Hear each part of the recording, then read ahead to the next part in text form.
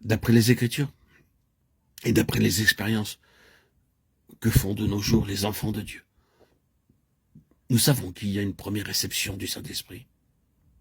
Les disciples le reçurent d'abord au soir de Pâques. Il y a certaines conditions à remplir pour cette réception initiale.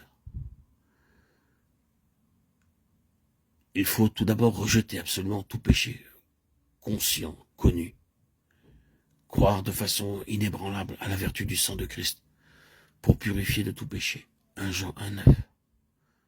Puis obéir dans la mesure de la lumière acquise en lisant la parole de Dieu, et ainsi se donner à Dieu sans restriction, et ne plus s'attacher à rien, ne plus rien garder par devers soi qui ne soit selon lui.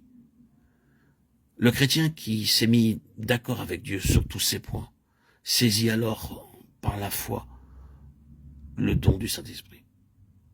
De même qu'autrefois, il avait accepté par la foi le salut qui est en Christ et saisi la vie éternelle.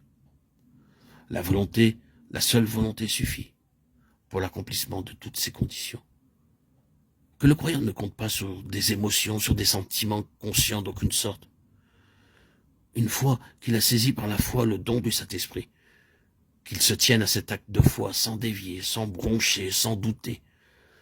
La réception du Saint-Esprit suit parfois de très près cette attitude de la volonté qui, après avoir mis la vie d'accord avec la volonté divine, saisit par la foi le don du Père et du Fils.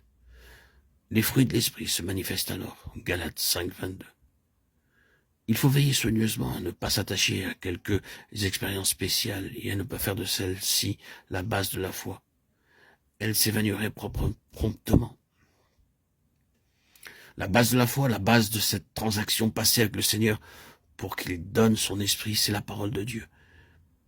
Et cette base-là, elle est inébranlable. À cette réception initiale du Saint-Esprit succède un temps de préparation.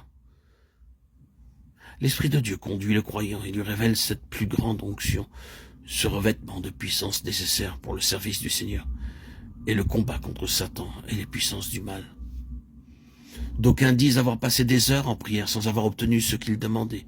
D'autres ont passé des semaines, des mois à attendre quelques-unes des marques ou manifestations qui, dans leur pensée, devaient accompagner le baptême du Saint-Esprit.